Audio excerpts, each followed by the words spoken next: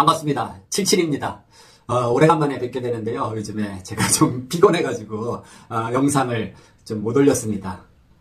잘한 것 같아요. 제가 매주 화요일 날 영상을 올린다 이렇게 여러분들하고 약속을 했으면 제가 굉장히 스트레스를 받을 텐데 제 스스로가 그런 걸 안 정해 놓으니까 조금 편한 건 있어요. 제가 유튜브 하는 게 직업도 아니고 근데 오늘은 카메라 앞에 앉았습니다.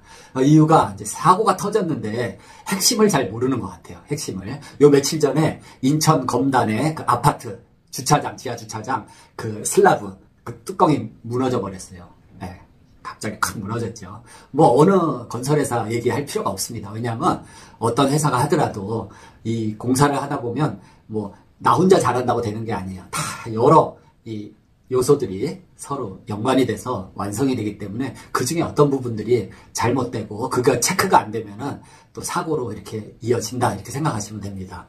그래서 철근 콘크리트 슬래브가 무너진 거예요. 그 전에 또 지난 겨울에 광주 그 광역시 서구 화정동의 그 아파트가 또 와르르 무너져 내렸죠. 왜 그래? 또 이건 철근이 문제냐? 뭐가 문제냐? 또 콘크리트는 그 양생이라고 걔를 이렇게 굳을 때까지 보살펴주는 그 작업이 있어야 되고 또 굳을 때까지 기다려야 되고 이런 요소들이 있는데 그걸 안 지키면은 그런 또 불상사가 생기고 그 다음에 제가 그 분당 정자동은 제가 연관이 많아요. 오래전에 정자동 거기 새로 생길 때 아파트 설비 설계라고 있습니다. 엔지니어링 설계 제가 많이 했어요. 그 아파트 굉장히 많이 했습니다. 지금도 제가 설계한 그 설비 설계에는 배관소음, 워터 해머링, 수격작용 이런 그 민원이 없어요. 설계가 잘 됐다는 얘기죠. 어쨌든 이 정자동, 그 정자역 바로 건너가는 그 앞에 탄천이라고 있는데 거기 그 다리가 있습니다. 그 다리, 정자교라고. 그게 한쪽 사이드 인도 쪽으로 그 와르르 또 무너져 버렸죠. 얼마 전에. 그래서 거기서 아마 다친 사람도 있고 여자분 한 명 아마 안타깝게 운명을 달리했는데 이게 다 지금 콘크리트 구조물의 문제입니다. 그래서 RC조 하면은 레인포스트 콘크리트다. 다 콘크리트 건물인데 콘크리트 구조물인데 레인포스트 철근으로 보강을 한 거예요. 보완을 한 겁니다. 자, 요번에 인천 검단에 주차장 슬래브가 와르르 무너졌는데 자, 조사를 해보니까 철근 도면을 확인해 보니까 철근을 빼먹었다 이겁니다. 근데 철근이 적게 들어가서 그렇게 와르르 무너졌다고 저는 보지 않아요. 그리고 요즘이 1970년대입니까? 철근을 빼먹고 그러게. 그 철근 몇 푼이나 한다고. 요즘에는 철근 빼먹지도 못하지만 그거 빼먹을 사람도 없고 그래요. 근데 사실상 밝혀진 게 철근이 모자란다 이겁니다. 안 들어갔다. 근데 그거는 그 철근 배근도 같은 걸 잘못 이해해가지고 철근을 거기다 안 넣었을 수도 있다. 실수로 그거지. 철근 몇 톤 빼먹는다고 해서 그게 무슨 돈이 됩니까?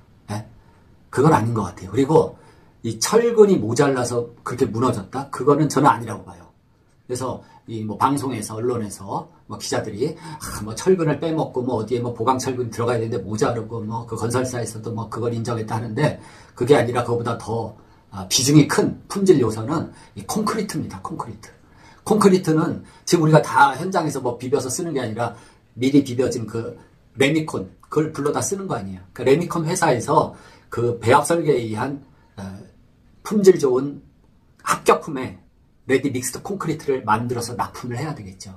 그러면 그걸 콘크리트를 현장에 가서 타설하고 그걸 그 다음에 어떻게 보양을 하고 양생을 시키고 굳을 때까지 그렇게 해서 완성이 되는 건데 그 중에 뭐가 하나가 잘못되면은 콘크리트 품질이 떨어진다. 다시 말해서 콘크리트의 이 강도가 떨어질 수가 있습니다. 우리가 상식적으로 좀 잘못 알고 있는 개념이 있는데 이 철근 콘크리트 건물 철근을 많이 넣으면 튼튼하다, 좋다 이렇게 알고 있어요. 상식적으로. 물론 철근이 얼마 안 들어가서 몇 퍼센트 안 들어가서 굉장히 그 보강하는 역할을 합니다. 실제로 보가 이렇게 휘면서 휠 때 이 휘는 쪽 늘어나는 부분에 철근을 넣으면은 굉장히 역할을 하고 보완을 하는 거예요. 근데 그게 제대로 되려면은 콘크리트가 충분한 강도가 딱 나와야 되는 거예요. 콘크리트 강도가 제대로 안 나올 때는 철근을 제 아무리 넣어도 다 그렇게 붕괴가 될 수가 있습니다.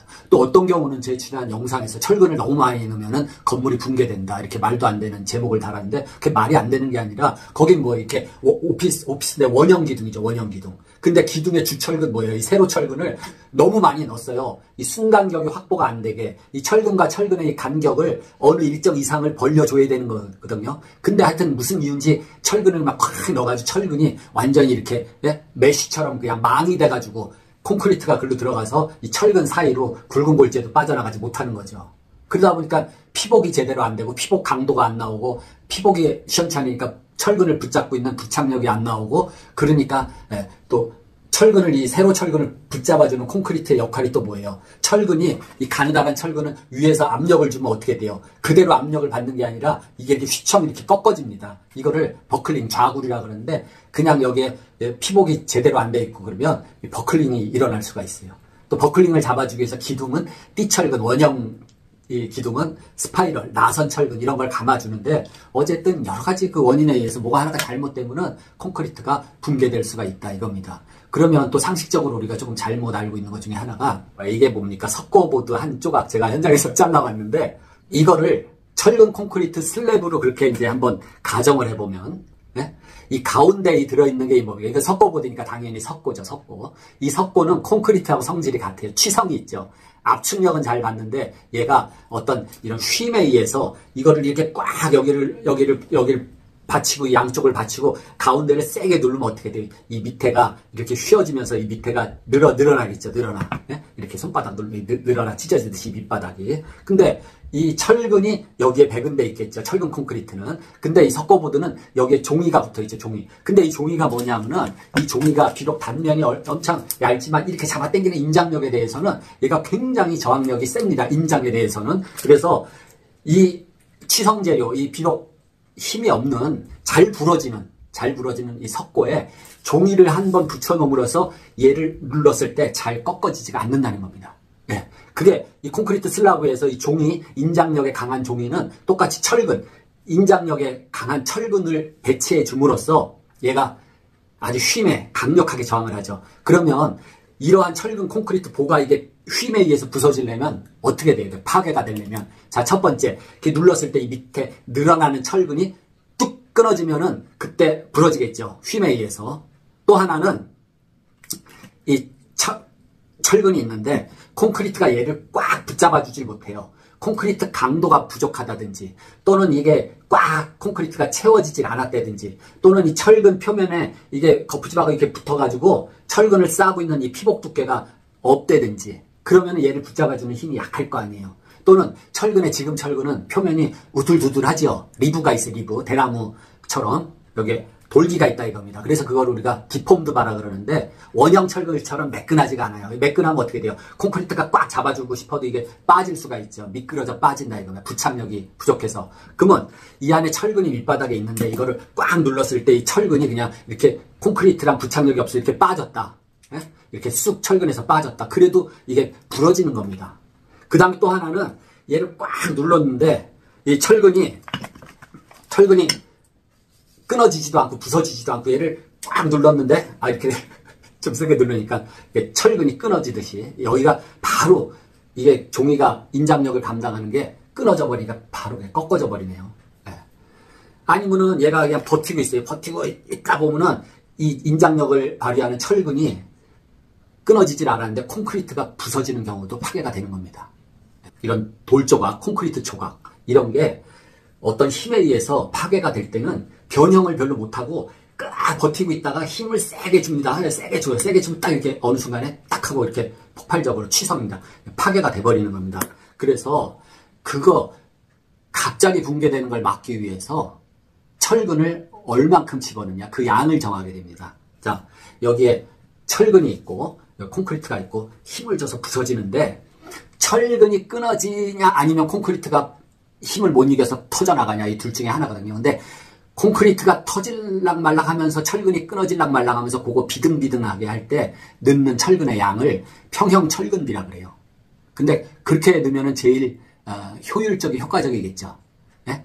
콘크리트도 낭비가 안 되고 철근도 낭비가 안 되고 예? 둘 중에 뭐를 너무 적게 넣는지 그러면 적은 게 약한 게 파괴가 돼서 파괴가 될 거 아니에요. 그런데 자, 파괴의 특성에 따라서 철근이라는 건 어떻게 돼요? 철근은 힘을 이렇게 가하면 이게 점점 이렇게 늘어나다가 변형이 좀 되다가 딱 뭐 끊어지든지 이렇게 돼요. 근데 콘크리트는 그렇지가 않잖아요. 그냥 갑자기 팍 폭발적으로 치성 때문에 그렇게 파괴가 되는 겁니다. 그렇기 때문에 여기에 둘 다 동시에 파괴가 되는 그런 양을 집어넣는 게 아니라 철근을 조금 모자르게 집어넣어요. 그걸 평형철근비보다 적게 넣는다. 평형철근비 이하로 넣는다. 그래서 과소철근비라 그러는데 그렇게 되면 어떻게 돼? 이게 파괴가 될 때 일단 철근이 좀 덜 들어갔으니까 철근이 먼저 파괴가 되겠죠. 이렇게 뭐 늘어난다든지 변형을 하다가 금이 쭉쭉쭉쭉 가다가 그러다가 붕괴가 되는 겁니다. 그러면 안전하죠. 자, 금이 가면서 변형이 오고 막 이러면은 그때 막 피하든지 도망가든지 스톱시키고 차 못 다니게 사람 못 다니게 하고 안전 진단해보고 이렇게 되는데 그게 아니라 콘크리트가 문제가 있어서 콘크리트가 그냥 못 견딘다 그러면 갑자기란 단어가 나와요. 자, 갑자기 붕괴됐다, 갑자기 무너졌다 이런 말이 나오는 겁니다. 그래서 이번 사고도 철근이 비록 뭐 적게 들어가고 철근이 뭐 빠졌다고 가정을 하더라도 콘크리트의 품질만 견고했다면 콘크리트의 강도가 제대로 나왔다면은 저렇게 갑자기 팍 부서지지가 않습니다. 철근이랑 이렇게 서로 엮여가지고 변형을 어느 정도 하다가 금이 가다가 그러다가 부서져요. 물론 이런 보라는 게 양쪽에 이렇게 철근 콘크리트 양쪽에 이렇게 받치고 있으면은 가운데는 휘임이 작용하기도 하지만 요 끝부분이죠. 양 끝부분. 요 끝부분은 이렇게 전단력이 작용을 해요. 전단력. 그래서 얘가 이렇게 싹둑 잘라지면서 파괴가 되는 이런 전단력도 작용을 합니다. 그래서 어떤 경우는 이 부분을 이렇게 콘크리트를 더 치죠. 여기다가 이렇게 더 헌칠하고 이렇게 슬라브 두께가 오다가 이 끝에 와서는 여기를 좀 두껍게 삼각형으로 해주는데 그거는 전단력을 더 보강하기 위해서도 그렇게 해줘요. 그렇기 때문에 제 생각에는 우리나라 앞으로도 그래요. 이 콘크리트 레미콘 공장 콘크리트 품질 관리를 잘해야 됩니다. 그리고 현장에 와서 타설을 했을 때도 그 양생시키고 보양해주고 그걸 또 잘해야 돼요. 그리고 저 광주의 화정동 그 아파트도 그랬지만 이게 동절기 추울 때는 무리해서 하면 안 됩니다. 그러면 여름에는 양생 기간이 한 닷새다. 그러면 동절기에는 뭐 열흘 이상 가도 그 강도가 안 나올 수가 있어요. 이 콘크리트라는 거는 온도에 따라서 이 굳는 시간도 달라지고 여러 가지 요소가 있죠. 뭐 배합할 때 우리가 뭐예요? 물, 골재 하면은 굵은 골재, 자갈, 조골재, 세골재, 모래, 그 다음에 시멘트. 이게 적당하게 비벼져서 들어가야 되는데 요번에도 뭐 그 인천 검단지구에 뭐 콘크리트 또 뭐 무슨 뭐 골재 표면 수를 뭐 체크를 안 해서 뭐 콘크리트에도 뭐가 문제가 있다 이러는데 그 품질 요소가 굉장히 많습니다. 기본적으로 접착제 역할을 하는 그 세멘트도 뭐 풍화가 됐냐, 분말도 같은 거, 세멘트가 굳는 시간에 그 관계가 많거든요. 제가 국가공인 건설 재료 시험 그 자격이 있어요. 그러니까 처음에는 그게 토목 재료 시험 그 자격증이었는데 명칭이 바뀌어서 이제 건설재료 시험이라고 하는데 제가 그 부분입니다. 그래서 이 품질에 대해서 이 재료에 좀 예민한 데 있어요. 근데 이번에 제가 봤을 때 이 사고는 콘크리트 품질이다. 이거 정말 잘해야 됩니다. 그래서 이번에 사고 난 것도 꼭 철근이 뭐 빠졌다 어쩌다도 문제가 되지만 콘크리트 그 샘플링 해가지고 소정의 그 강도가 나오는지 압축 강도가 나오는지 그런 것도 좀 테스트를 해봐야 될 것 같아요. 이 콘크리트는 다른 재료와 달라서 이 여러 가지 그 시공 과정에서부터 또 이 콘크리트 배합 설계부터 해서 문제가 생길 요소들이 사실상 좀 많습니다. 그렇기 때문에 이 철근 콘크리트 건물이 그런 점에서 좀 이 편차가 커요. 그래서 요즘은 어떻게 돼요? 전부 다 현장 작업도 좀 줄이고 뭐 품질도 강화하고 그 다음에 공장 생산, 대량 생산, 규격화, 효율 뭐 이런 것 때문에 모듈러 건축을 많이 이제 시도를 하는 것 같아요. 이 모듈러 건축이 됐던 어떤 새로운 방식이 뭐 전부 다 장점만 있으면 또 얼마나 좋겠어요. 그렇지만 그 시공 방식도 또 단점이 같이 있기 때문에 그런 단점도 우리가 좀 또 개선하면서 또 중요한 건 뭐예요? 소비자 입장에서 좋아야죠. 가격은 좀 싸고 품질은 좋고 이러한 만족이 돼야지만 널리 퍼질 것 같아요. 근데 지금 추세가 전부 현장에서 사람 손으로 작업하는 기능 인력도 숙련된 기능 인력도 부족하죠.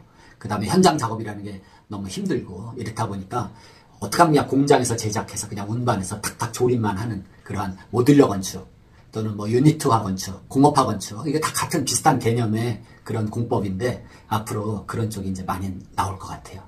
그러더라도 소비자한테 어떤 유리한 점이 있어야 될 것 같습니다. 오늘은 철근 콘크리트 이 구조체가 붕괴된 것에 대해서 너무 철근 탓만 하지 말라 이겁니다. 콘크리트 품질이 굉장히 중요합니다. 다음 시간에 좋은 영상으로 뵙겠습니다.